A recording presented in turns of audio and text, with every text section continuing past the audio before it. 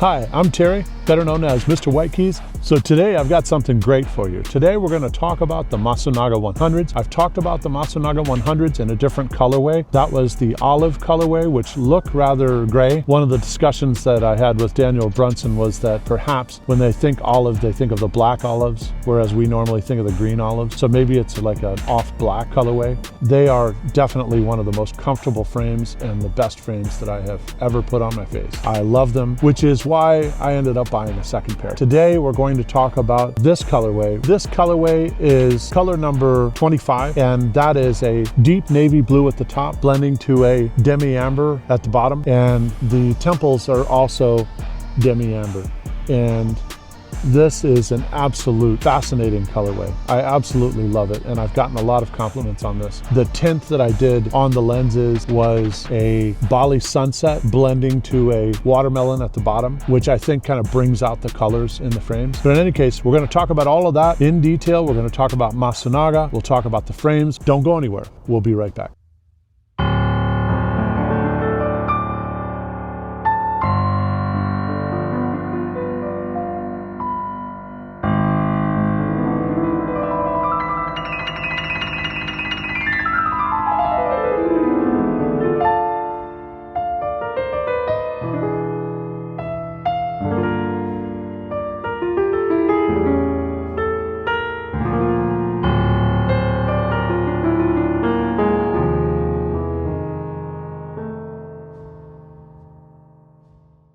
One of the things I was concerned about when I was first designing these glasses and trying to get the lens color and all of that, is a tint going to bother me if it's something that I'm going to be using every day? Now right now what you're seeing with these, you're seeing the extra active brown transition, so it's a little darker than it normally is when I'm inside. And that was one of the questions that I had is it going to bother me to have a full-time tint indoors? And the answer is no. The answer is you can barely notice the tint when you're looking out through the tint. It's just more something that other people see when they look at you, and it adds interest to the glasses. It's probably one of the most fun parts of putting together a pair of glasses. Artisan Eyewear has been absolutely fantastic, and Becky Jo in particular. She is a color expert and has been incredible help in trying to put all these things together. So this year is the first year that I've actually experimented with tinted lenses, and I have a lot of different colors. I have blue, I have G15, this is the Bali Sunset, and I have a few others. I only have 2 clear pairs of glasses, and I would recommend that if you're going to tint lenses, at least have 1 pair of glasses that is clear, because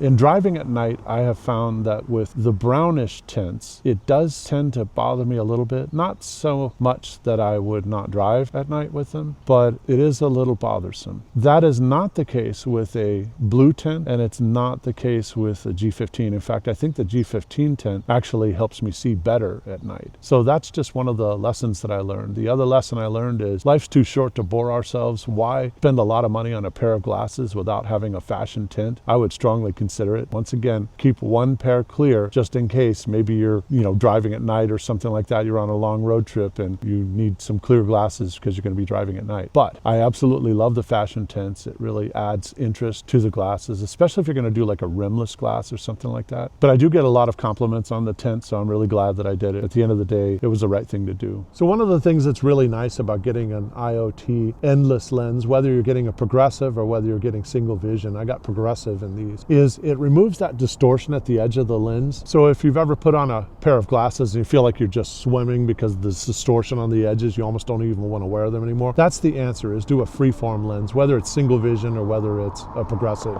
especially in progressive lenses. In 1897, the only industry in Shonu, which is modern-day Fukui City in Japan, was agriculture. The long winters prevented the locals from securing an income, resulting in poverty. Gozaemon Masunaga, born 1871 and died in 1938, wanted to find a way to better the lives of people. With the spread of printed literature, he realized that there was a need for eyeglasses and it was growing. Gozaemon Masunaga founded Masunaga Optical in 1905 with his brother Kohachi, taking high school-aged children and putting them in teams of 5 led by one master craftsman, which they recruited from Tokyo and Osaka. They would apprentice during the day, and Gozaemon would teach them reading, writing, and arithmetic at night because he used to be a school teacher. After decades working this way, they would then become certified master craftsmen and would open their own shops in Fukui. In this way, Sabai Fukui became the eyewear capital of the world in Japan, known for making the best handmade eyewear in the world with extraordinary precision and care, driven by the Japanese principle of Monozukuri, or the pursuit of perfection in master craftsmanship. Today, 97% of all eyewear manufactured in Japan is manufactured in Fukui. Masunaga is family owned and operated, led today by CEO Satoru Masunaga since 1989. He is the founder's grandson. They make the best eyewear in the world, for which they have won numerous awards over the years. In 1933, Masunaga was selected to make eyewear exclusively for the Japanese emperor. Their master craftsmen make all of their eyewear by hand, employing a proprietary 200-step process, which they have been using now for more than a century. They do not rush the process, nor do they take any shortcuts. To polish the frames, they roll around in a tumbler with bamboo chips and pumice for about 20 hours before getting washed and hand polished. Then back into the tumbler using a series of chips that are successively smaller. And they do this 5 times. So 20 hours in the first one, then hand polish and wash, and then 20 hours the second time. They do this 5 times. Following this, the frames are polished by hand using a series of spinning wheels, which is the most time-consuming part of the whole 200-step process. The polishing process also hardens the frames and makes them more scratch resistant, which is one of the reasons why they last for decades. It takes almost 9 months to produce a pair of handmade eyewear, and the polishing process alone takes about 4 of those months. Part of those months are consumed in making the acetate itself for the eyeglasses. But it's well worth the wait, as Masunaga frames are known for looking just as good decades later as they did the day they were first made, maintaining their brilliant shine and finish. Their acetate frames feature Japanese beta titanium core wires in the temples, which often include intricate hand-carved detailed coining work. The titanium core wire used in this frame is stronger and lighter, which makes the frames lighter compared to other manufacturers. A lot of manufacturers use stainless steel. Now, the Masunaga 000 is a thick, bold acetate frame which served as the inspiration for the Masunaga 100, and it was first produced in 1970, which was inspired by the Custom 72 frame. It quickly became one of the single most popular frames in the world. It was placed in a time capsule at the World's Fair in Osaka, Japan in 1970. The name 000 represents the beginning, reflecting its foundational role in the Masunaga collection. The Masunaga frames often feature a parallelogram on the sides of the frames because Masunaga represents quiet luxury. So here's the parallelogram that is Masunaga's mark on the frame.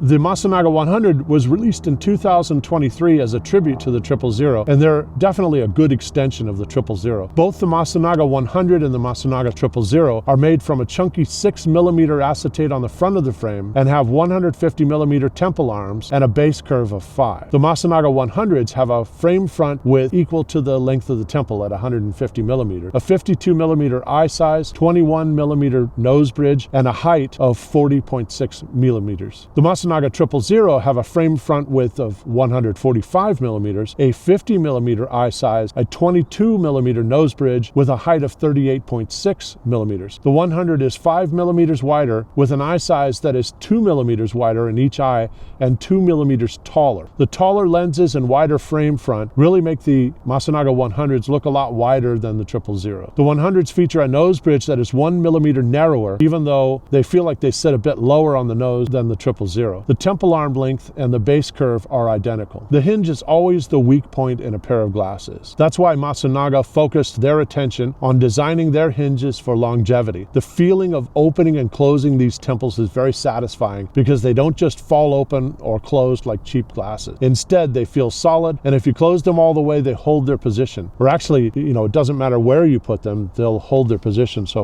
if I do this, it holds its position, right? In any case, They feature 7 barrel hinges that are some of the most sturdy hinges in the eyewear industry, attached with 2 rivets through the core wire all the way to the opposite side of the temple arms. They feature a slightly wider bridge, giving it a wider appearance, although the frame width is actually pretty much the same. They fit a bit lower on the bridge than the 000. The 7 barrel double riveted hinges are made of titanium plated with sterling silver. The words on the temples are also engraved in silver. They are far and away the most comfortable acetate frames you will ever put on, and they fit like a pair of comfy slippers. Both are solid as a tank. One of the reasons why they feel so comfortable is because Japanese acetate, aside from going through a much longer process of curing before they are made into glasses to ensure that all of the solvents are gone and most of the moisture has already gone before they begin making the frames, they also use far less plasticizer, and they use an acetate that they make themselves that is derived from a cotton extrusion process. So it feels very organic on the skin. These particular frames are color number 25. So that's a deep navy blue on the top and a Demi-Amber tortoise on the bottom. The temple arms are also in Demi-Amber. One of the things I love most about these frames is you can see the underlying core wire. Now in this case, there's not a whole lot of detailed coining work, but it's a very nice looking core wire. It's fairly simple in terms of its design, but it looks just gorgeous looking at it through the translucent temple arms. To the progressive Trivex lenses, I added an Italy brand double gradient tint, starting at 40% Bali Sunset at the top of the lens, blending to a 25% watermelon at the bottom of the lens. And I did an IoT endless progressive lens, which is a freeform lens. I think it's a really good compromise. The price is very, very reasonable as compared to something like a Shamir or a Zeiss lens. And it's just the best bang for your buck. And the vision is just absolutely fantastic. You get a wide corridor. It almost seems like the lenses know what you're looking at, whether you're looking at an iPhone or an iPad or a computer, or whether you're looking at distance. Or I also play music, as you all know, and I can see the music on the music stand without feeling like I have to tilt my head to make the adjustment. Now, there apparently is some science behind the good feeling that you get when looking at the world through rose-colored glasses. It triggers a dopamine release in the brain. So I think this tint really makes the navy at the top of the frame just pop. I also added extra active brown transition, which you can see here, which is nicely complements the tortoise in the frames. It also adds a lot of contrast as compared to a gray transition. So combining the transition with the tint makes it darker, and also adds a bit of reddish color that you'll notice to the brown, which I think is really nice. I really love the Masunaga 100s, and this is my second pair. I plan to get a third and maybe a fourth. It's very likely that the next pair that I'm going to get is going to be color number 19, which is black with a fire red gradient and a Gen S ruby transition with a flash blue mirror. I might also get the Demi, which is color number 53, with the double gradient topaz to copper tint, or perhaps maybe almond to gold, which is a tint that I've had in another pair of glasses before. I had those in the Tom Davis 729s. You'll notice that the color codes for the Masunagas are uniform across all of the models. So certainly one of the things that I've learned from this experience as I've grown my eyewear collection, my eyewear wardrobe, out of all the glasses I've added to my collection, and the first one that I added was the Masunaga 100. It is very reasonably priced for handmade artisan eyewear. Every other piece that I have in my collection is actually more expensive, except for maybe the American Optical, which I really love as well. But I don't love it as much as the Masunaga 100. It feels so good when you put it on. It feels so comfortable. You don't even feel like you have glasses on. It just hugs your face. Part of the magic of that, not only is it the Japanese acetate that's primarily made of cotton, but it also has to do with the nose bridge fit. So this is a saddle nose bridge, and the way that it fits, it's maximum contact on the front of the face, maximum contact on the nose bridge, maximum contact on the sides, etc. And it just takes all the weight. And aside from that, these are balanced so well that it just really makes them extremely comfortable. And part of the reason why they're balanced so well, you see how it's just a little bit fatter at the end of the temple arm, and that's what takes a lot of the weight and puts it behind the ear.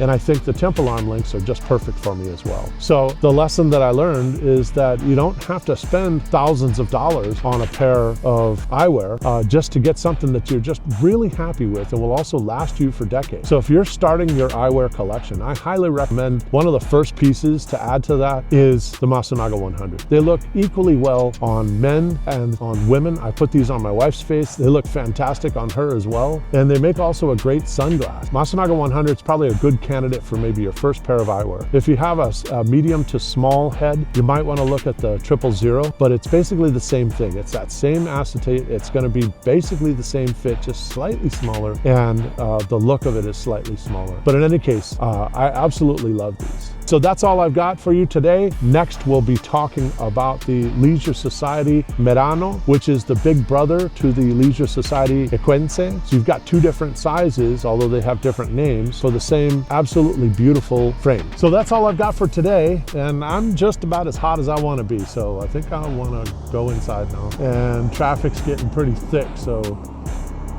trying to film while all these cars are going by is not fun, at least not the kind of fun you wear your good clothes to, you know. Another lesson learned.